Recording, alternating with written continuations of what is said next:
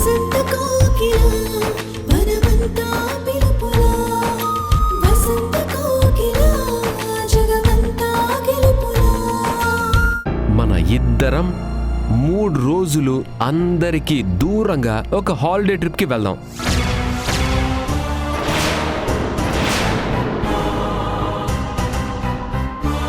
మూడు రోజులంటే లీవ్ దొరకదండి. ఏంటి లీవ్ దొరకదా? ఏం మాట్లాడుతున్నావు సంధ్య? నేను ఇంటికి వచ్చినప్పటి నుండి ఒక్కరోజు కూడా మానకుండా నువ్వు ఆఫీస్కి వెళ్తూనే ఉన్నావు కదా. నా దగ్గర కన్నా ఆఫీస్లోనే ఎక్కువ ఉంటున్నావు. అలాంటిది 3 రోజులు లీవ్ ఎందుకు ఇవ్వరు? వాళ్ళు కాదు కుదరదు అంటే చెప్పు, నేనే వచ్చి మాట్లాడతాను. చెప్పు సంధ్య, నేను రానా? నా స్టైల్లో నేను పర్మిషన్ అడగనా? ఈరోజు సాయంత్రమే మీ ఆఫీస్కి వస్తాను. ఎందుకండి? నేను ఉద్యోగం చేసేది ఒక చారిటీ సంస్థలోనేనని నేను మీకు చెప్పాను కదా.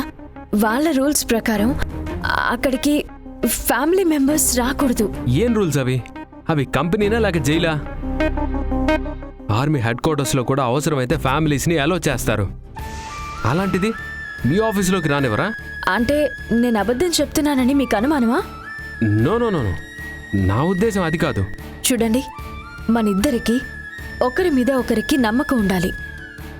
ఆ నమ్మకమే మనల్ని చివరి వరకు నడిపిస్తుంది. అంతేకాని ఇలా డౌట్ పడుతుంటే. సంధ్య ప్లీజ్, నాకేం డౌట్ లేదు. మీ ఆఫీస్ రూల్స్ ఆర్మీ రూల్స్ కన్నా చాలా స్ట్రిక్ట్గా ఉన్నాయి కాబట్టి అడుగుతున్నాను. నేను నా నీడనైనా నమ్మనేమో కానీ ప్రాణంగా చూసుకునే నిన్ను నమ్మకుండా ఎలా ఉంటాను చెప్పు? నిన్ను అనుమానిస్తే నా ఊపిరికే కాదు, నా ఉనికికి కూడా ప్రమాదమే. నిన్ను బాధ పెట్టే మాట కాదు కదా, ఆలోచన కూడా ఎప్పుడు చేయను.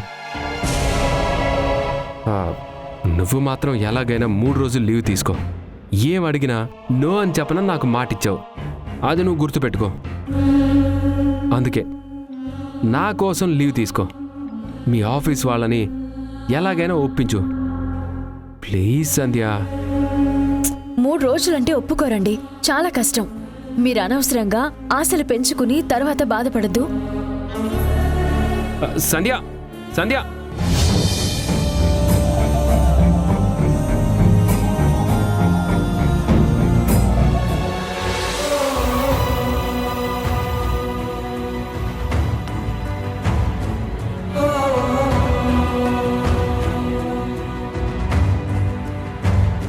అమ్మా సంధ్య, ఏమైందమ్మా?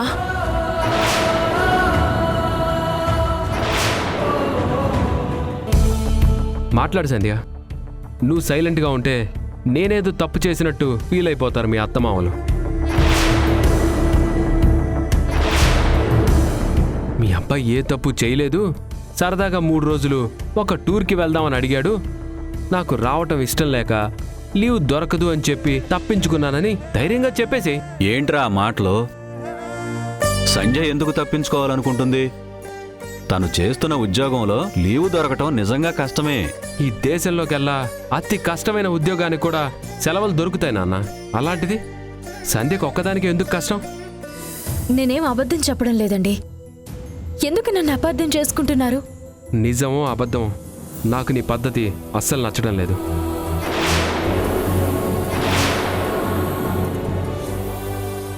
ఈ ఇంటికి వచ్చినప్పటి నుండి ఉద్యోగం మీద పెట్టిన శ్రద్ధ నా మీద చూపించావా?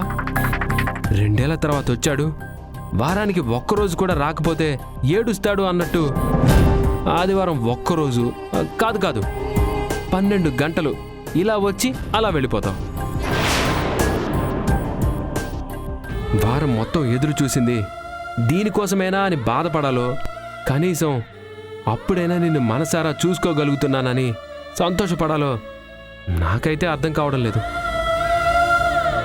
అర్థం కావడం కాదు, నీకు అర్థం చేసుకోవడం రావడం లేదు. సంధ్య మలేషియాలో ఉద్యోగం మానేసింది నీకోసం కాదా? అగ్రిమెంట్కి కట్టుబడి అతి కష్టం మీద వాళ్ళని ఒప్పించి దగ్గర్లోనే ఉద్యోగం తెచ్చుకున్నది నీకోసం కాదా?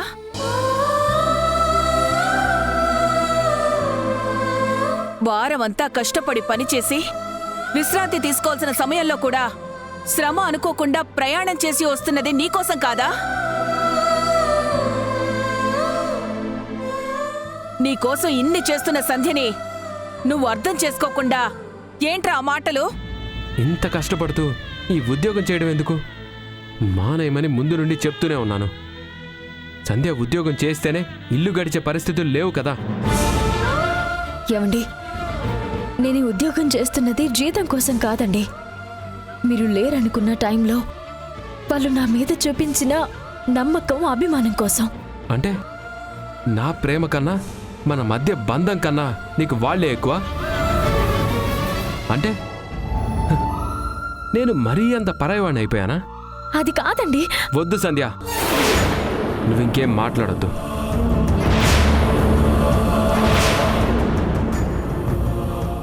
నా కళ్ళ ముందు కనిపించే ప్రపంచంలో ముగ్గురే మనుషులుంటారు: అమ్మ, నాన్న, నువ్వు. చనిపోయిన కొడుకు తిరిగి వస్తే ఎంత ప్రేమ చూపించాలో అంత ప్రేమ వాళ్ళ మాటల్లో, ప్రవర్తనలో నేను చూస్తున్నాను. కానీ ఒక భర్త నీ నుండి ఎక్స్పెక్ట్ చేసిన ప్రేమ మాత్రం నేను పొందలేకపోతున్నాను.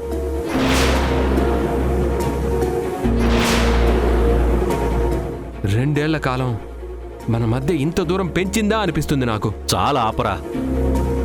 నువ్వు చెప్పిన టూర్కి రానని చెప్పినందుకు నువ్వు మాట్లాడుతున్న మాటలకి ఏమైనా సంబంధం ఉందా? ఎందుకు లేదు నాన్న? నా మీద నిజంగా సంధ్యకి ప్రేమే గనక ఉంటే నేను అడిగిన వెంటనే వస్తానని చెప్పేది కదా.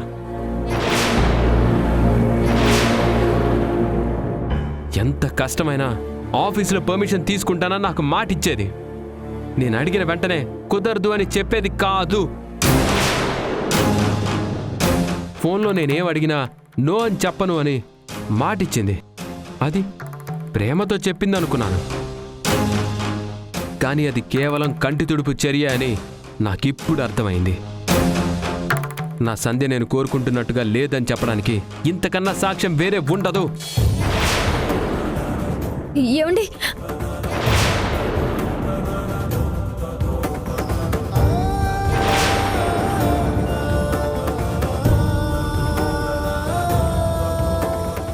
అమ్మా సంధ్య, ఇన్ని రోజులు సూర్య బయటికి రమ్మన్న ప్రతిసారి మొదట కాదని చెప్పినా ఆ తర్వాత తప్పక వెళ్ళావు. ఆ దేవుడి దయ వల్ల ఆకాష్ కంటపడకుండా తప్పించుకున్నావు. 3 రోజులు ఊరి వదిలి వెళ్ళడం అంటే నువ్వున్న పరిస్థితుల్లో ఎంత కష్టమో మేము అర్థం చేసుకోగలం. అందుకే నిన్ను ఈ విషయంలో బలవంత పెట్టాలనుకోవట్లేదు. ఒప్పించే ప్రయత్నం కూడా చేయడం లేదు. నీకు ఎలా అనిపిస్తే అలా చేయి తల్లి. చిలక పచ్చ తోరణాల చిరుగాలుల స్వాగతాల చివురాకుల దాగుతూ కొమ్మ ఊయలూగుతూ రాగాలు తీసేని అనురాగాల కోకిల పరాగాలు పూసేని మరందాల స్వరాల వసంత కోకిల వనమంతా పిలుపులా వసంత కోకిల జగమంతా గెలుపులా. ఛ!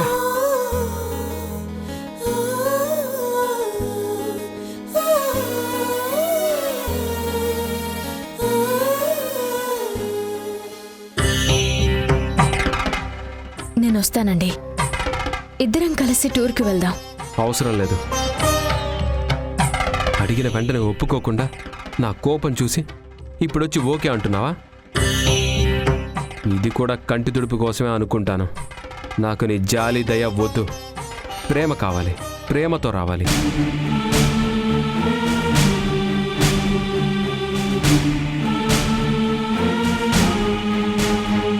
ప్రేమతోనే వస్తున్నానండి. మీ మీద నాకు ప్రేమ తగ్గలేదు. నేను మీ విషయంలో ఏం మారలేదు అని నిరూపించడానికే నేను వస్తాను అని చెప్తున్నాను. నువ్వు చెప్పింది నిజమా? నిన్ను నమ్మచ్చా? లేదంటే పొద్దున ఫోన్ చేసి ఆఫీసులో కుదరదని చెప్పారండి అంటావా? లేదండి, ఖచ్చితంగా వస్తాను. 3 రోజులంటే లీవ్ ఇవ్వరని చెప్పావు. ఆ కష్టం ఏదో నేను పడతాను. ఏదో ఒకటి చేసి ఒప్పిస్తాను. నన్ను నమ్మండి. నమ్మండి please. Thanks Sandhya, thank you so much. ఇదేదో అడిగిన వెంటనే చెప్తే నేను ఇంత ఆవేశపడేవాడిని కాదు కదా, నీ మీద సీరియస్ అయ్యేవాడినే కాదు. మీరు అర్థం చేసుకుంటారనుకున్నాను, కానీ ఇంత సీరియస్ అవుతారని నేను కూడా ఊహించలేదండి. అన్నిటికీ ఒక హద్దు ఉన్నట్టే అర్థం చేసుకోవడానికి ఒక హద్దు ఉంటుంది సంధ్య. నేను ఈ టూర్ గురించి చెప్పిన వెంటనే సరే అంటావన్న నమ్మకంతో ఉన్నాను, కానీ కుదరదని చెప్పేసరికి నేను కోపం కంట్రోల్ చేసుకోలేకపోయాను. నిన్ను నా మాటలతో బాధ పెట్టినందుకు సారీ సంధ్య. మీ మనస్సుని నొప్పించినందుకు నేను కూడా సారీ అండి. నువ్వు సారీ చెప్పాల్సిన అవసరం లేదు సంధ్య. నా మనసులో బాధ నువ్వు సరే అనగానే తీరిపోయింది. టూర్ గురించి చెప్పగానే నువ్వు కన్ఫర్మ్గా ఎస్ అంటావని ఆల్రెడీ ఆకాష్ని లీవ్ కూడా అడిగాను. నువ్వు అనకుండా ఒప్పుకున్నాడు. నిజంగా బెస్ట్ ఫ్రెండ్ అంటే వాడు. ఈ టూర్ విషయంలో మాత్రం నీకన్నా ఆకాశ నన్ను బాగా అర్థం చేసుకున్నాడు. సరే, టూర్కి ఎక్కడికి వెళ్దాం? నువ్వే చెప్పు సంధ్య. ఆ, ఏదైనా గుడికి వెళ్దామా? గుడికా? అవునండి, ఆ దేవుడి దయ వల్ల మీరు క్షేమంగా తిరిగొచ్చారు. ఇద్దరం కలిసి చాలా కాలం తర్వాత బయటికి వెళ్తున్నాం, అందుకే గుడికి అంటున్నాను. నీ మనసులో ఏముందో నాకు తెలుసు సంధ్య. నేను కూడా ఈ టూర్ని హనీమూన్లా ప్లాన్ చేయడం లేదు. అందుకే నువ్వు చెప్పినట్టే గుడికి వెళ్దాం. ఏ గుడికి వెళ్దాం అనేది కూడా నువ్వే చెప్పు. అది మీ ఇష్టం.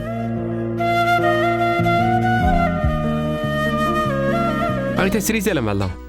3 రోజుల టూర్కి పర్ఫెక్ట్గా ఉంటుంది. మళ్ళా నా ఆశీర్వాదం కూడా మంచిగా దొరుకుతుంది. సరేనండి. సంధ్య, మనం రేపే స్టార్ట్ అవుదామా? ఏంటి రేపా? అవును, వెళ్ళాలని ఫిక్స్ అయిన తర్వాత ఆలస్యం చేస్తే నిర్ణయాలు ప్రయాణాలు మారిపోతాయి. అందుకే రేపే ప్లాన్ చేద్దాం. అంటే నేనింకా ఆఫీసులో అడగలేదు కదండి. రేపు వెళ్ళి మాట్లాడు. స్కూల్ పిల్లలు అబద్ధాలు చెప్పినట్టు ఏదో ఒకటి చెప్పి వాళ్ళని నమ్మించి వచ్చేసి మనం హ్యాపీగా వెళ్ళి టూర్ ఎంజాయ్ చేసి వచ్చేద్దాం. అలాగేనండి. Sandhya, thank you once again. Thank you నా కోసం ఒప్పుకున్నందుకు, ప్రేమతో వస్తున్నందుకు. Thank you Sandhya, thank you so much.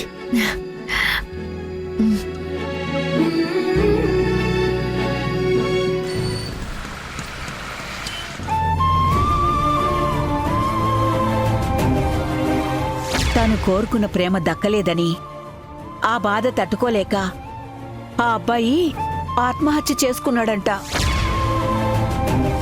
నేను పెట్టిన టెస్ట్లో బాబ్జీ ఫస్ట్ క్లాస్లో పాస్ అయ్యాడు.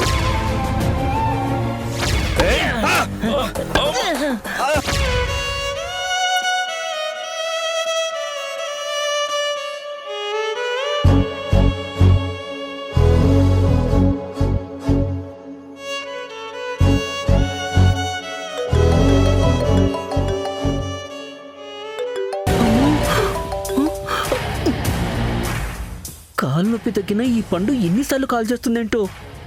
లిఫ్ట్ చేస్తే ఖచ్చితంగా రమ్మంటుంది. ఇప్పుడు ఎక్కడికి వెళ్ళలేను. ఏమన్నా అనుకుంటే తర్వాత ఏదో ఒక అబద్ధం చెప్పి కవర్ చేసేయచ్చు.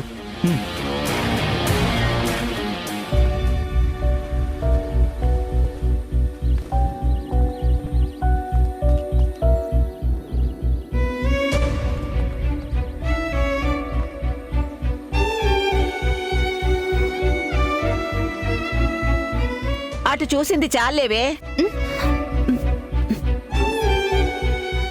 నా మనవడికి దిష్టి తగులుతుంది.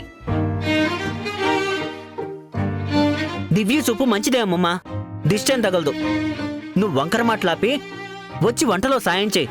నీ పెళ్ళాం ఖాళీగానే ఉంది కదా, వచ్చి చేయమను. పొద్దున్నుంచి ఆఫీసులో కష్టపడి పనిచేసి వచ్చింది. కాసేపు రెస్ట్ తీసుకోవడం కూడా తప్పేనా నీకు? ఏంటా మాటలు?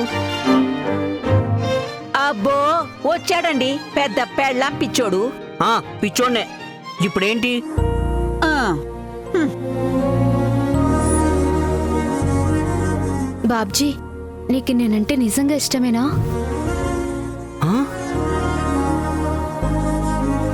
చెప్పు బాబ్జీ. ఇష్టం మాత్రమే కాదు దివ్య, చచ్చేంత ప్రేమ కూడా.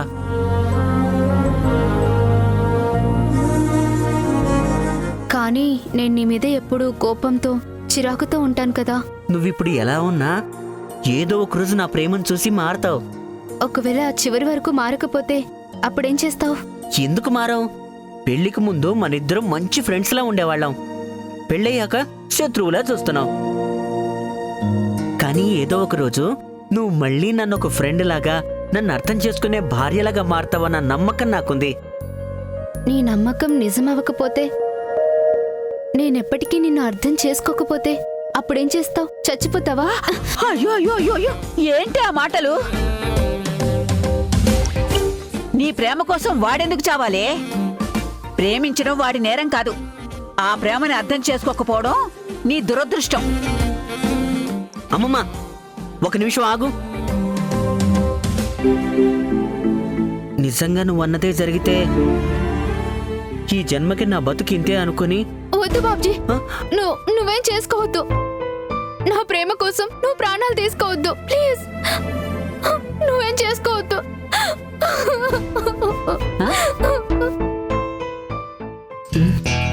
అమ్మమ్మా, జీవితాంతం అడ్జస్ట్ అవుతానని చెప్దాం అనుకుంటే దివ్యేంటి అలా ఏడుస్తూ వెళ్ళిపోతుంది?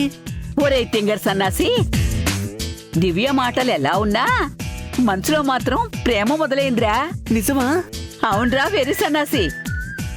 అందుకే మాట్లాడుతున్నంతసేపు తన కళ్ళల్లో కోపం లేదు, ఆ మాటల్లో మర్యాద తగ్గలేదు.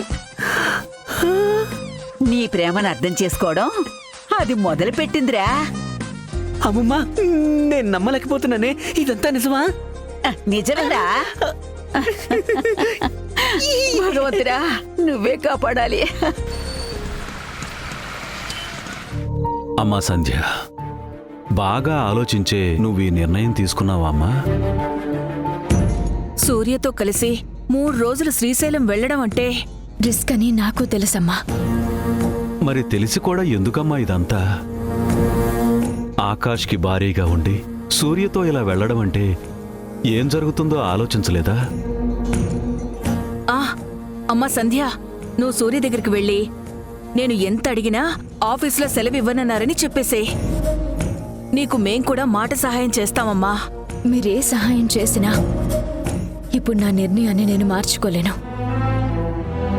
మీ అబ్బాయి కోపము అనుమానము మాయమవ్వాలి అంటే ఆయన చెప్పినట్టు ఊరు వెళ్ళడం ఒక్కటే మార్గం. ఆయన నా కళ్ళల్లోకి జాలిగా చూస్తూ ప్లీజ్ అని బ్రతిమాలిన తర్వాత కూడా అలా అని అబద్ధము చెప్పలేను. నీలో ఈ మార్పు ఎందుకొచ్చింది అనే ప్రశ్నకి సమాధానం చెప్పలేక ఒప్పుకున్నాను. నువ్వు ఒప్పుకున్నావు, బాగానే ఉంది. కానీ ఈ విషయం ఆకాష్కి తెలిస్తే నువ్వప్పుడేం చేస్తావు? తెలియడానికన్నా ముందు అసలు ఆకాష్కి ఏం చెప్పి ఒప్పిస్తావమ్మా? 3 రోజులు నువ్వు లేకుండా ఆకాష్ ఉండగలడా? ఎప్పట్లానే అబద్ధం చెప్పడం తప్ప వేరే ఏ దారి లేదమ్మా. ఇంతకు మించి ఇప్పుడు నేనేం ఆలోచించలేను.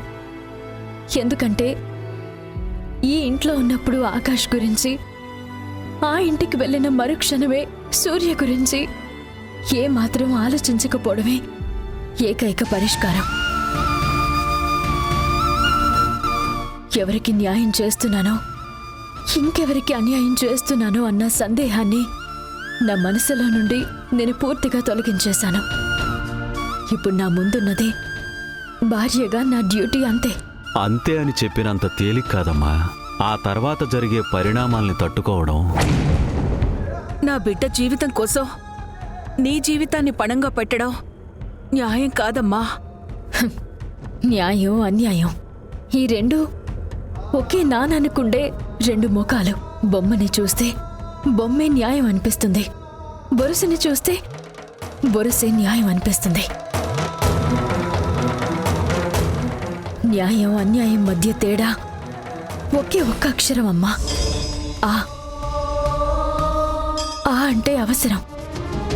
ఇప్పుడు మీ అబ్బాయికి నా మీద నమ్మకం కుదరాలి, ఆయన ఆరోగ్యం కుదుట పడాలి. ఇవి మాత్రమే అవసరం, అంతే. సూర్య రాకతోనేనమ్మా నీ జీవితం అల్లకల్లోలమైపోయింది. అంటే ఏంటి నాన్న? ఒక రక్తపు మూటని మన గుమ్మం ముందు పెట్టి ఇది కెప్టెన్ సూర్య అని చెప్పినప్పుడు మనమంతా ఎంతగా ఏడ్చామో మీరు మర్చిపోయారా? మన అదృష్టం బాగుండే ఆయన మన కోసం మళ్ళీ వస్తే ఎప్పుడు ఆయన రాకే మన ఆనందానికి అవరోధం అనుకుంటే నేను అసలు మనిషినేనా? చెప్పండి నాన్న, చెప్పండి. సంధ్య, జ్ఞానం అనేది పుస్తకాల్లో ఉండదు, అనుభవాల్లోనే ఉంటుందని, అనుభవాల పాఠాలతోనే మనిషి పదును తేలతాడని నేను ఎక్కడో చదివాను. ఇప్పుడు నిన్ను చూస్తుంటే అర్థమవుతుందమ్మా, మా సంధ్య వయసుకు మించి ఎదిగిపోయింది అని. ఒక మనిషిలా కాకుండా దేవతలా ఆలోచిస్తున్నావు అని.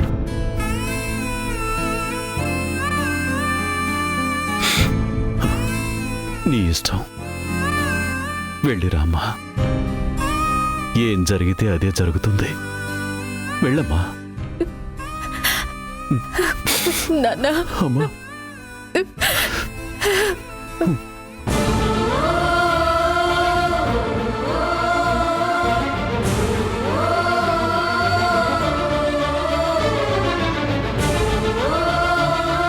సంధ్య, నువ్వు ఒక చారిటీ ట్రస్ట్కి వర్క్ చేస్తున్నావు కదా, ఆ ట్రస్ట్ పేరేంటి?